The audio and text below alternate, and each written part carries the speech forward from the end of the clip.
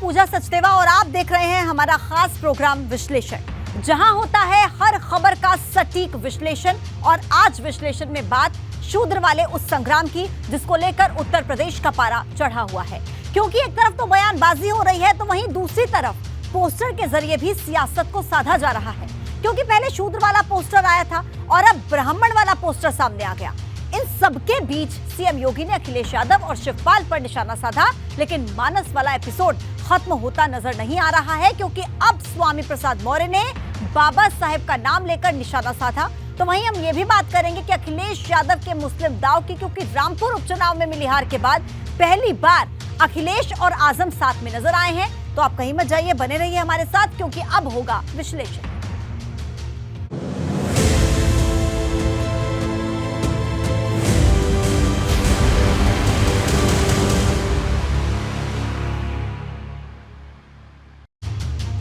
और चलिए विश्लेषण में सबसे पहले बात शूद्र वाली लड़ाई की, ब्राह्मणों वाली सफाई, क्योंकि सपा दफ्तर के बाहर जिस शूद्र वाले पोस्टर ने भूचाल ला दिया था, अब उसी सपा दफ्तर के बाहर ब्राह्मण वाला पोस्टर लगा नजर आया, जिसमें गर्व से कहो ब्राह्मण वाली बात लिखी गई। लेकिन इस पोस्टर को सपा के डैमेज कंट्रोल के रूप में देखा जा रहा है, क्योंकि जब से सपा ने शूद्र वाली लाइन ली है तब से सपा का एक धड़ा नाराज नजर आ रहा है।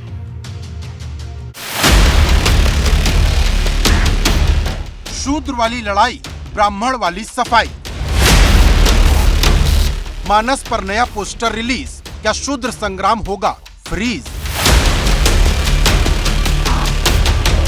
शूद्र के बाद ब्राह्मण वाला पोस्टर, 24 की लड़ाई का नया रोस्टर।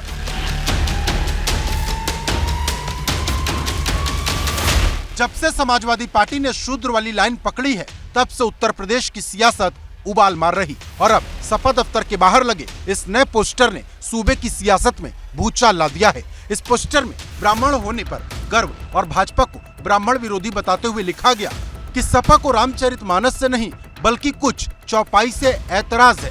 इस ब्राह्मण वाले पोस्टर से पहले एक शूद्र वाला पोस्टर भी सपा दफ्तर पर लगाया गया था, जिसमें शूद्र होने पर गर्व के साथ साथ 6743 उन जातियों का भी जिक्र था जिनके जरिए सपा भाजपा के बराबर पहुंचने का दांव चल रही है।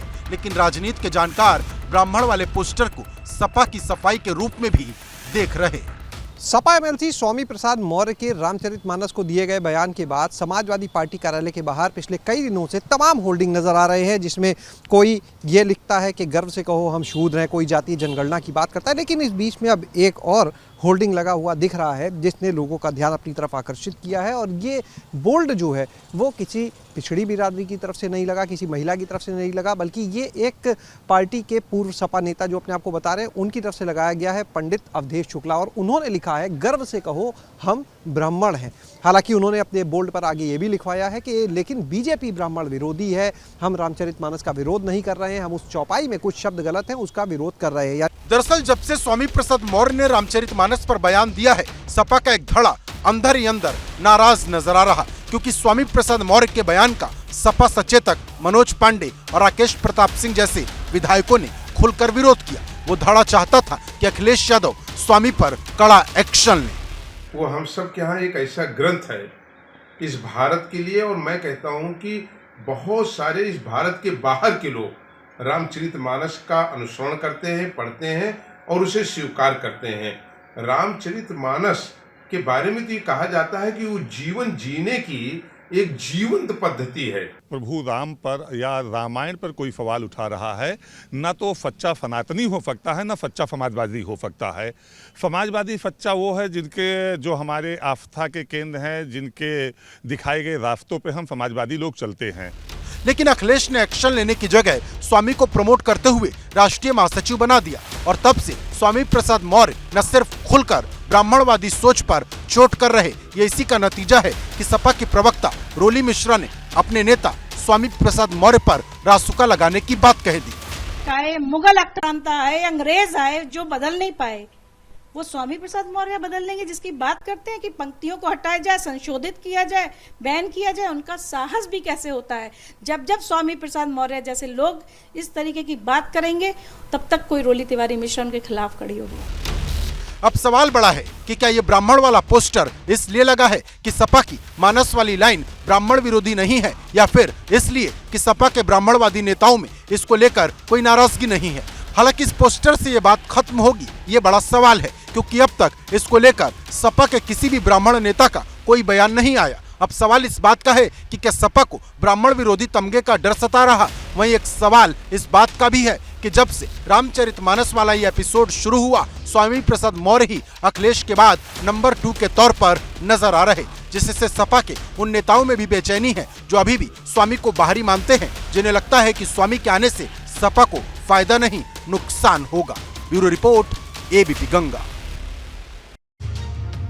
तो देखा आपने यूपी की राजनीति में रामचरितमानस पर शुरू हुआ विवाद अब सपा में भी दो धड़ों में बटा हुआ नजर आ रहा है। एक धड़ वो है जो कि स्वामी प्रसाद मौर्य के बयान का समर्थन करते हैं, लेकिन एक धड़ वो भी है जो इससे नाराज है। ब्राह्मण वाले जो पोस्टर चस्पा किए गए हैं उसका पूरा विश्लेषण हमने आपके लिए तैयार किया और वो पूरा विश्लेषण देखिए हम आपको बताते हैं। ब्राह्मण विरोधी आरोप से बचना इस पूरे पोस्टर का विश्लेषण के रूप में नजर आता है, क्योंकि अखिलेश यादव नहीं चाहते कि कोई भी वर्ग उनसे नाराज हो। ब्राह्मण नेताओं की नाराजगी को दूर करना यह भी एक बड़ी वजह है। सपा का एक धड़ा शूद्र वाली लाइन से खुश नहीं है, एक धड़ा जबकि शूद्र वाली लाइन से खुश है तो एक धड़ा नाराज भी है और उसी नाराजगी को दूर करना चाहते हैं अखिलेश यादव।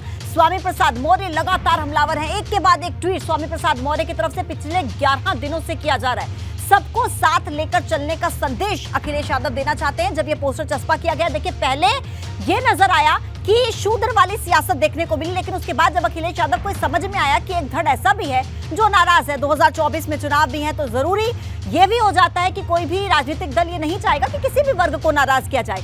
इसलिए अखिलेश यादव इस पोस्टर के जरिए संदेश देने की कोशिश कर रहे हैं कि सबको साथ लेकर चलना है। ये पूरा विश्लेषण हमने आपको दिखाया इस पोस्टर का। और अब बात करते हैं स्वामी की हुंकार, बाबा साहिब के नाम पर ललकार की।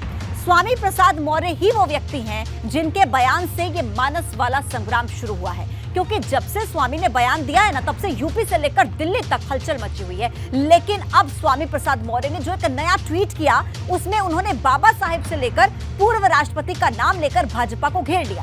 अब इसी पर सियासत गर्म हो गई है।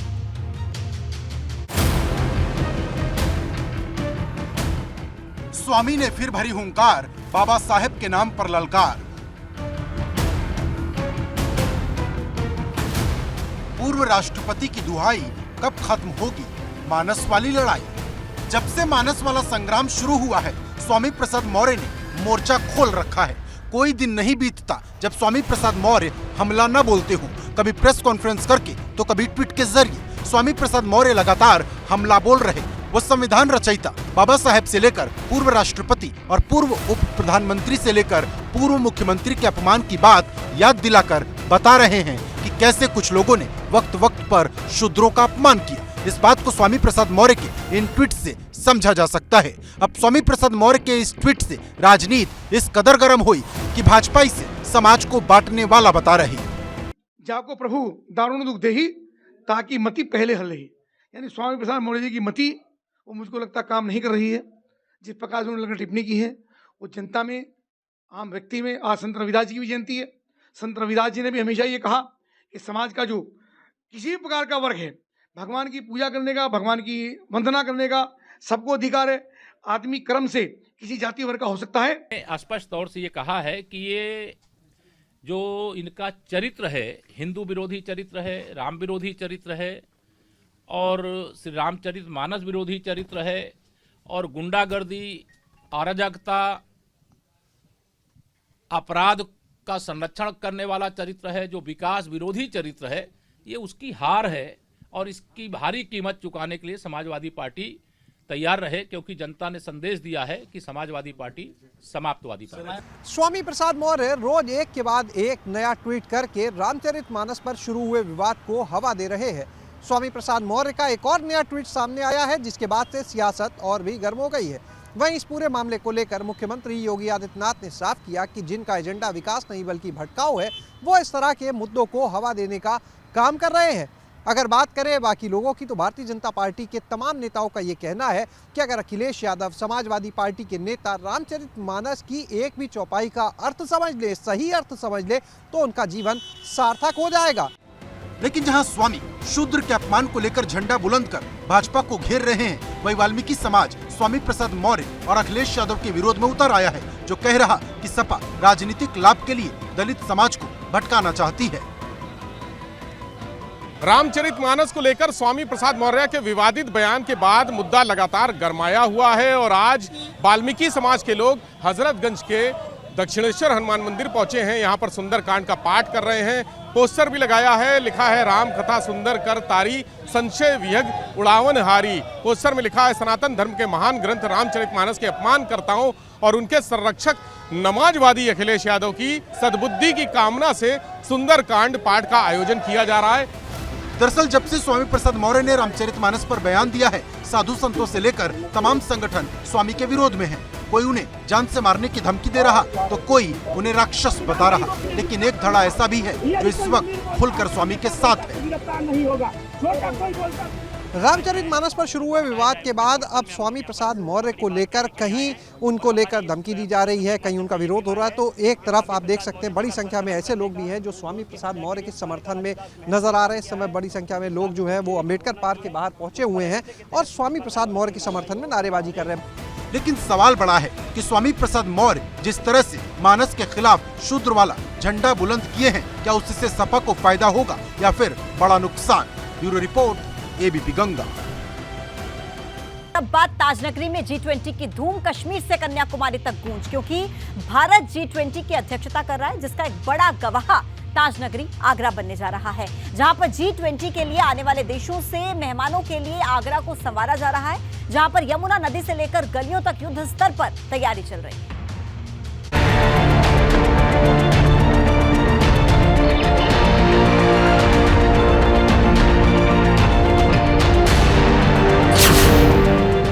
ताजनगरी में G20 की धूम, कश्मीर से कन्याकुमारी तक गूंज।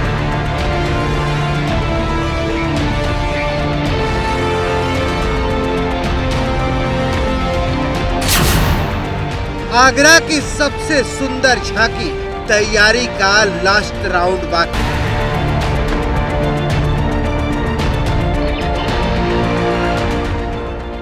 ये ताजनगरी आगरा की झलक है, जिसे दुनिया तो दुनिया खुद आगरा वासी देखकर हैरान है, क्योंकि आगरा इतना सुंदर, इतना भव्य इससे पहले कभी नहीं लगा जैसे इस वक्त लग रहा है, क्योंकि G20 देशों की पहली बैठक आगरा में होने वाली है, जिसके लिए आगरा को कड़ी मेहनत से संवारा है। तैयारी का अंदाजा इस बात से लगा सकते हैं कि मेहमानों को ताजमहल, आगरा किला, इत्मादुद्दौला के साथ साथ यमुना नदी में पेरिस की सीन और लंदन की टेम्स नदी की झलक नजर आएगी।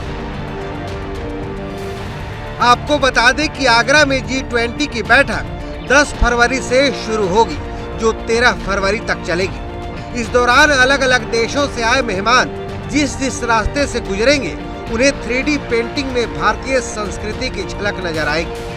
आगरा में G20 के मद्देनजर एक डेडिकेटेड पार्क तैयार किया गया है, जो कश्मीर के गुलमर्ग की तरह नजर आएगा। इसमें एक फाउंटेन भी लगाया गया है, ताकि मेहमानों के स्वागत में कोई कमी नहीं रहे। G20 समिट को लेकर बस कुछ ही दिन बचे हैं। 11 और 12 फरवरी को आगरा में अंतर्राष्ट्रीय स्तर की बड़ी समिट होनी है और ऐसे में आगरा को सजाने संवारने का काम है बहुत तेज़ी से चल रहा है। देखिए किस तरह से जो पोल्स पर जो ग्रीनरी की गई है, तो किस तरह से वहाँ पानी का छिड़काव करके उसको हरा भरा रखने की कोशिश की गई है। वहीं दूसरी तरफ आप देख सकते हैं कि जो आगरा मेट्रो का जो ऑफिस है, उसके सामने एक पार्क को, डेडिकेटेड पार्क ही G20 समिट के मद्देनज़र बनाया गया है। काफ़ी खूबसूरत नज़र आ रहा है, ऐसे लग रहा है जैसे ये कश्मीर का सोनमर्ग, गुलमर्ग के ऊपर ये G20 को कोर दिया गया हो। देखिए किस तरह से G20 का कटआउट लगा हुआ है, उसके पीछे तमाम बड़े पौधे नज़र आ रहे हैं। एक ग्लोब है, जिसमें ग्लोब जो कहीं ना कहीं कमल की पंखुड़ियों पर जो ग्लोब नज़र आ रहा है। G20 की तैयारी को लेकर खुद CM योगी नजर रखे हुए हैं और जल्द तैयारी का जायजा लेने के लिए आगरा भी जा सकते हैं। मतलब एकदम साफ है, जब G20 की बैठक शुरू होगी तो पूरी दुनिया की नजर आगरा पर होगी। आगरा से नितिन उपाध्याय, एबीपी गंगा। और अब बात अखिलेश आजम साथ हवा हुई झगड़े की बात, क्योंकि जब से रामपुर चुनाव में आजम की हार हुई है, तब से तरह तरह के कयास लगाए जा रहे थे कि आजम खां का अध्याय अब खत्म हो चुका है। लेकिन अब अखिलेश यादव जिस तरह से रामपुर में आजम खां के साथ नजर आए और जिस तरह से उन्होंने आजम पर हुए एक्शन को लेकर भाजपा पर हमला बोला, उससे अब ये तो साफ हो गया कि आजम खां का चैप्टर अभी खत्म नहीं हुआ है। क्योंकि एक दिन पहले सपा के एक नेता ने कहा था कि रामपुर में सपा तभी मजबूत होगी जब आजम से आजाद हो।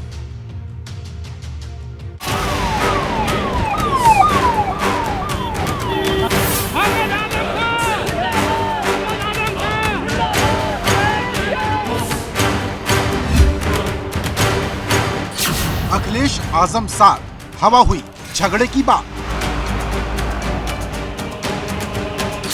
अखिलेश बने आजम की ढाल, 24 से पहले चली चाल।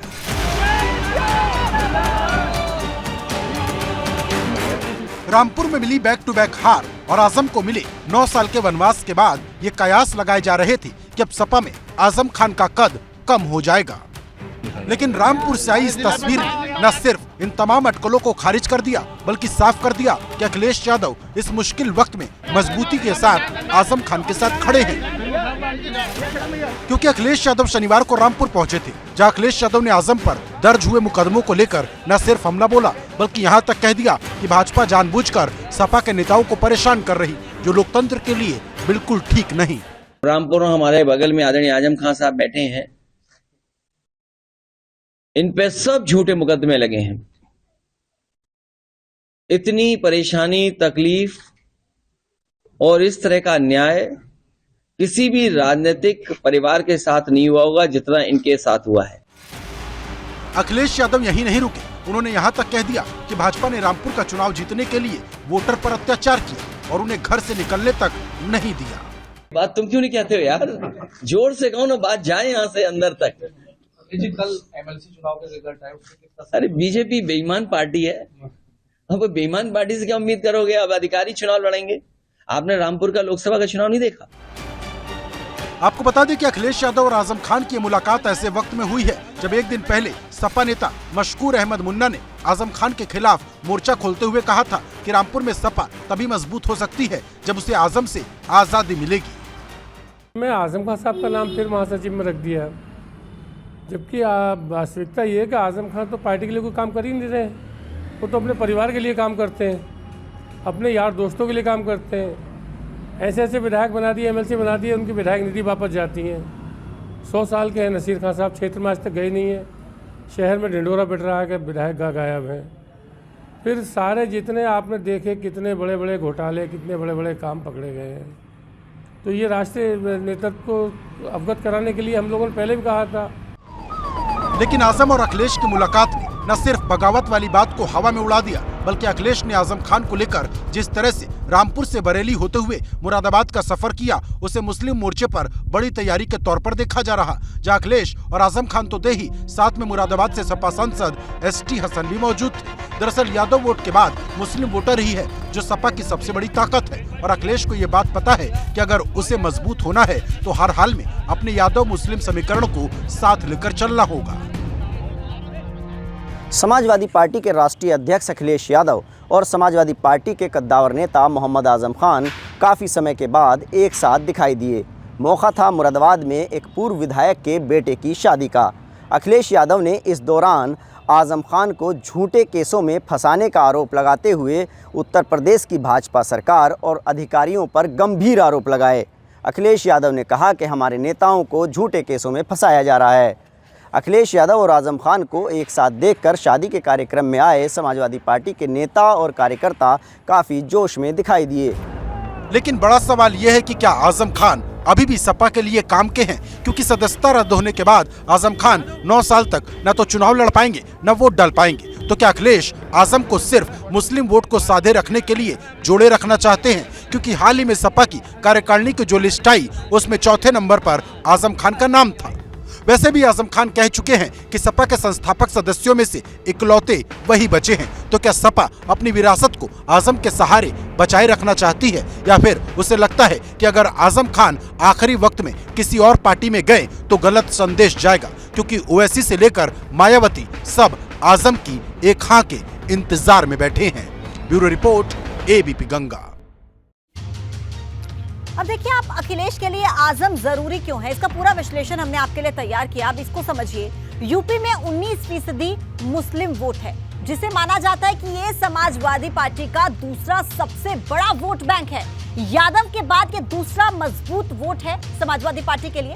आजम मुस्लिमों का एक बहुत बड़ा चेहरा है, 10 बार विधायक रह चुके हैं, लंबा चौड़ा राजनीतिक अनुभव है, बड़ा चेहरा है। सपा के संस्थापक सदस्य हैं और मुस्लिम वोटर को साधने का ये बड़ा हथियार है। हालांकि देखिए 2 बार चुनाव हारे आजम खान, लेकिन लोकप्रियता उनकी कम नहीं हुई।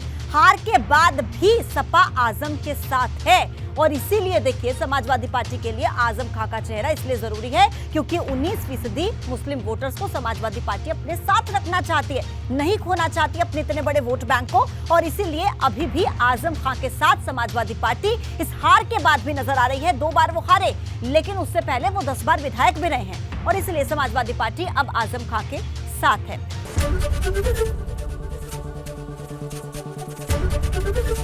एबीपी गंगा, खबर आपकी, जुबान आपकी।